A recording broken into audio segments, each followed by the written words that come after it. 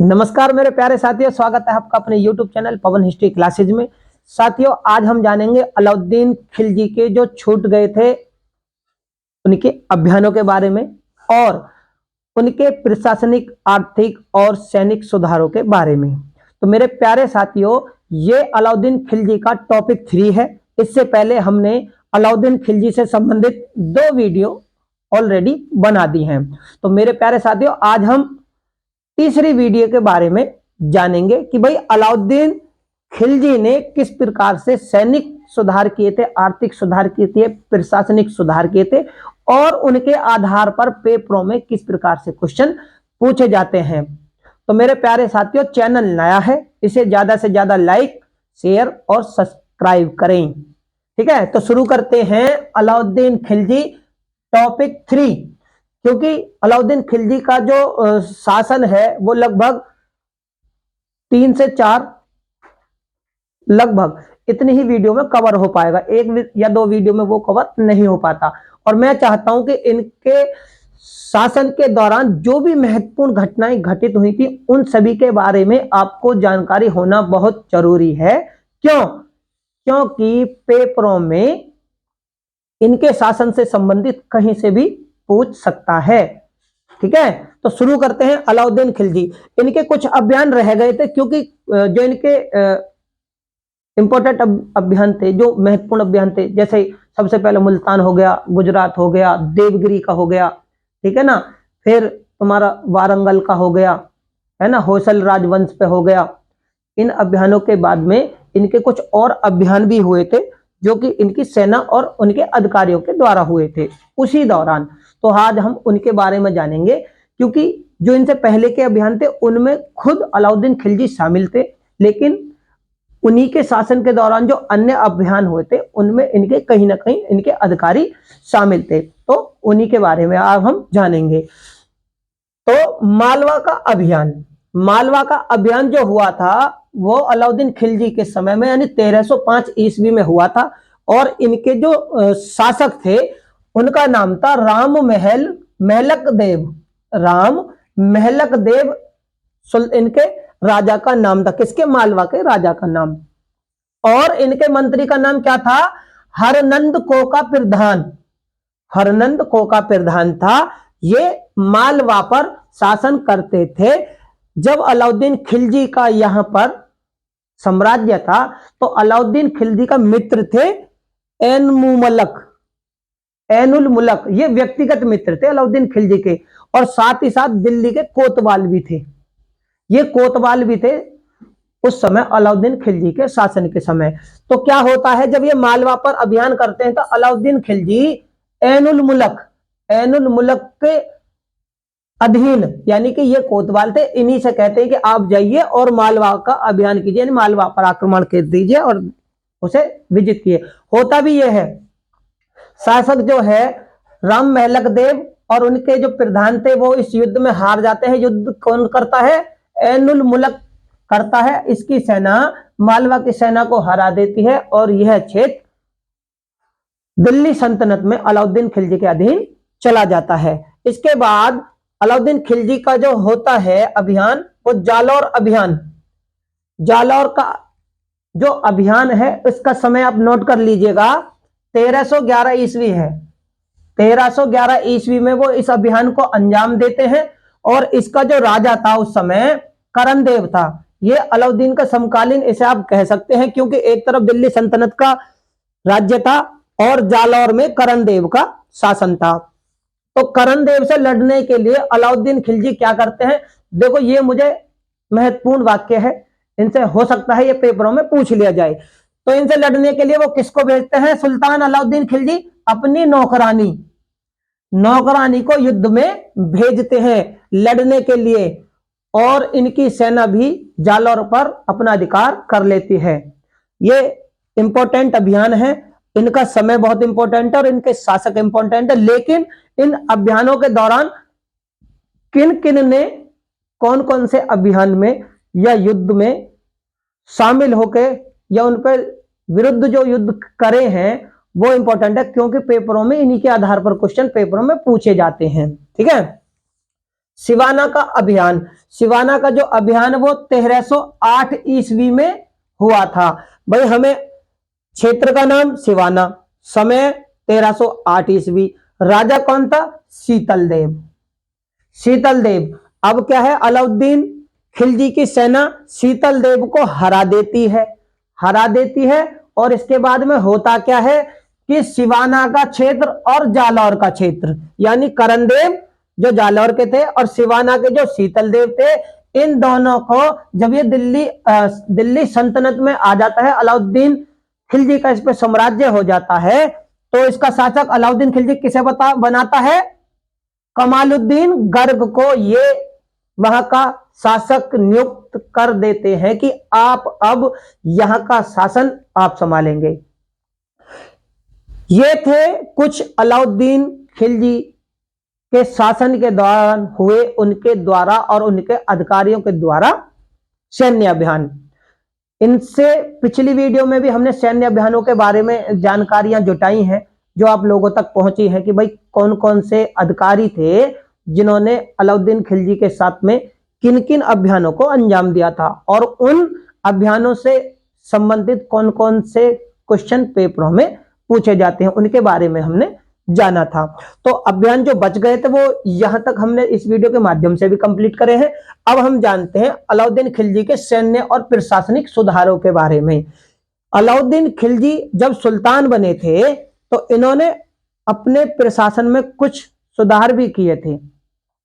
सुधार के साथ साथ इन्होंने अपने साम्राज्य को सुदृढ़ बनाया था, व्यवस्था भी बहुत अच्छी की थी। तो क्या थे ये पहले ऐसे सुल्तान ने जिनने सैनिकों को भूमि के बदले, भाई पहले क्या होता था, सैनिकों को भूमि दी जाती थी सेना में रहने के कारण, भाई सेना में सेवा करने के कारण उन्हें सुल्तान जो था भूमि दे देता कि आप इस भूमि पर अपना जीवन निर्वाह करेंगे, यानी खेती बाड़ी जो उसका राजस्व आएगा वो उससे अपना और अपने परिवार का गुजारा करेंगे। तो क्या होता था कि ये जो भूमि के बदले में अलाउद्दीन खिलजी ने नगद वेतन देने की प्रथा शुरू की।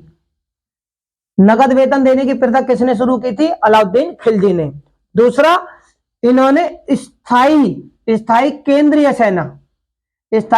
केंद्रीय सेना का गठन किया था, क्योंकि प्राचीन काल और पूर्व मध्य काल में हमने देखा है कि एक तो राजा की खुद की सेना होती थी और दूसरी जहां पर उनके द्वारा नियुक्त किए गए अधिकारी होते थे उनकी सेनाएं होती थी, और जो वो अधिकारी थे वहां पर जो कुछ सामंत वगैरह थे या मुखिया या एक तरीके से समझ लीजिए मुकद्दम होते थे, उनके पास खुद के भी कुछ सैनिक होते थे। तो जब भी युद्ध का समय होता था तो सभी सैनिकों, सभी अधिकारियों से या अपने सहयोगियों से सेना एकत्रित कर युद्ध किया जाता था। तो अलाउद्दीन खिलजी ने केंद्रीय स्थायी कि भाई हमारे पास में आप तो रखोगे ही, अधिकारियों की सुरक्षा के लिए सैनिक हो गए, जैसे आधुनिक समय में आज भी हैं, बड़े बड़े अधिकारियों के पास में बॉडीगार्ड या उनके पास में सिपाही या होमगार्ड दे दिए जाते हैं, उसी प्रकार भाई आप रखोगे ठीक है, लेकिन एक रिजर्व सेना, स्थायी सेना हम भी रखेंगे, यानी अब वो केंद्र के द्वारा रखी जाएगी। तो इसी प्रकार होता क्या है कि ये स्थायी सेना का गठन अलाउद्दीन खिलजी करते हैं। और राजनीति के आर्थिक मामलों की देखरेख करने के लिए, जो कि राजधानी में आर्थिक मामले थे, भाई सबसे ज्यादा जो भी मामले होते हैं वो उनकी सुनवाई राजधानी में ही होती है।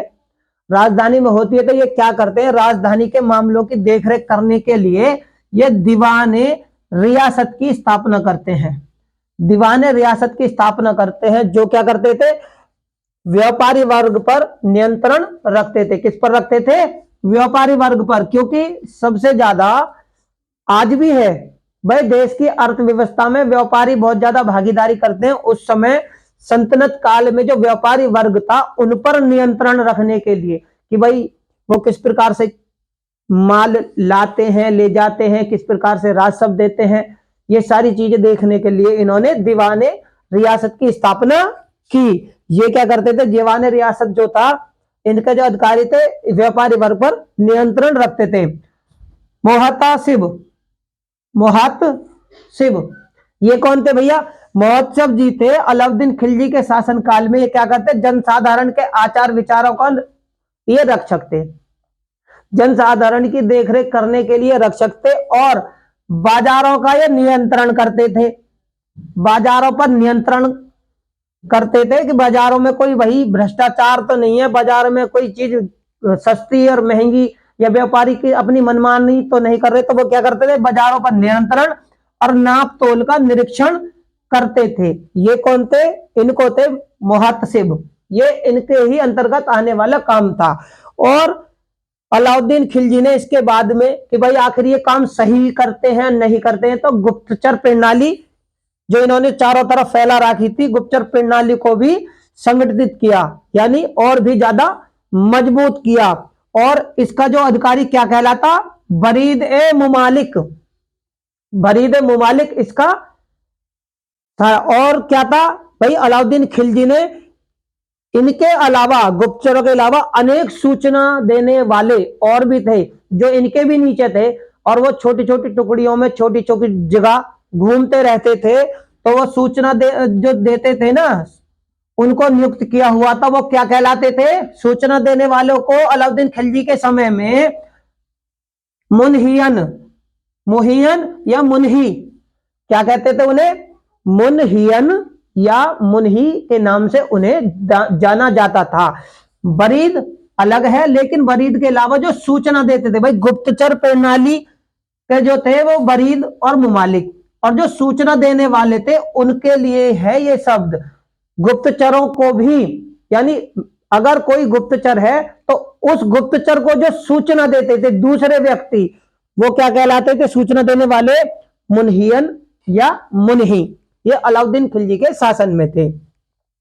अलाउद्दीन खिलजी ने खालसा और रक्षित प्रदेश, खालसा जो कि राज्य की तरफ से दी जाने वाली भूमि होती थी, सुल्तान या केंद्र की तरफ से जो दी जाती थी, और इनके अधिकार में जो जमीन रहती थी रक्षित, जिसके लिए ये एक स्थायी जमीन रखते थे।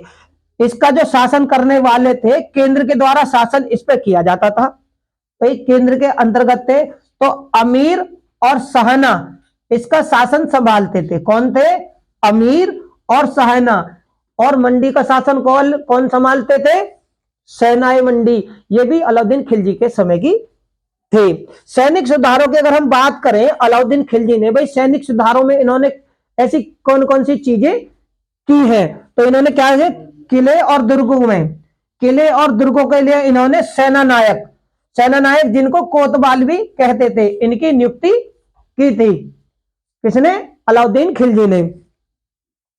और सेना की जो इकाई थी, अलाउद्दीन खिलजी ने अपनी सेना को भी छोटे छोटे विभागों में बांटा हुआ था, और वो विभाग किस प्रकार से थे, तो 1000, 100 और 10 की पद्धतियों में इस सेना को बांटा हुआ था अलाउद्दीन खिलजी ने। और ये भैया ये पद्धति ली कहां से थी, तो ये मंगोलों की पद्धति, क्योंकि मंगोल आक्रमणकारी जो थे वो अपनी सेना को इसी प्रकार से विभक्त करते थे।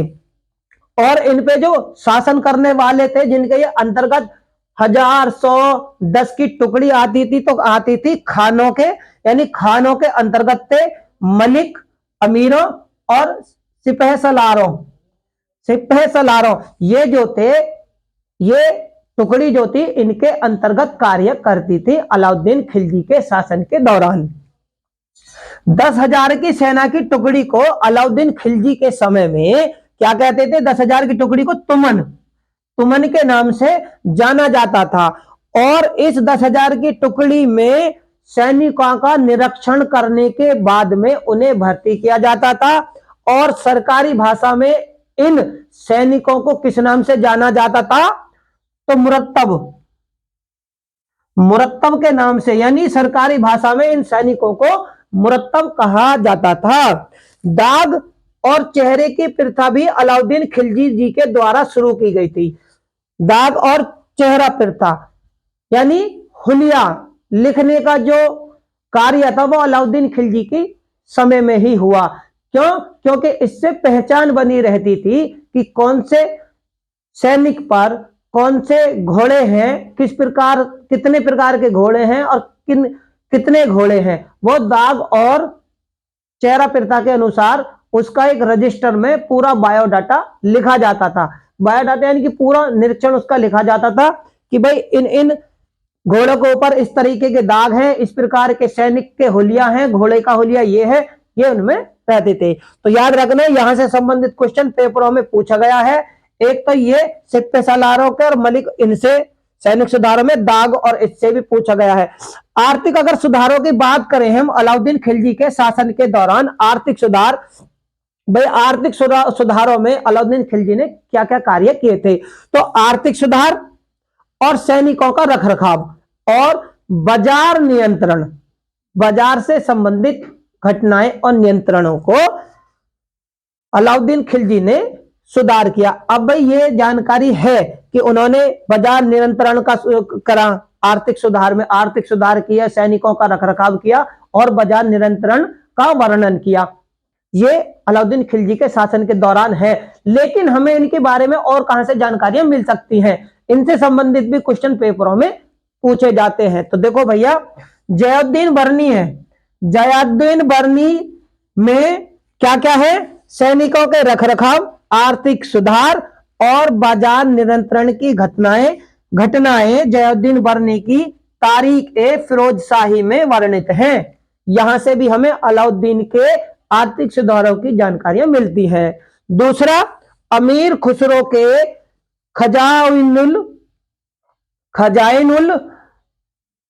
खजाइनुल फतुह है, इसमें भी अलाउद्दीन खिलजी के सैनिकों का रखरखाव, बाजार नियंत्रण की घटनाएं और आर्थिक सुधारों की जानकारियां मिलती हैं।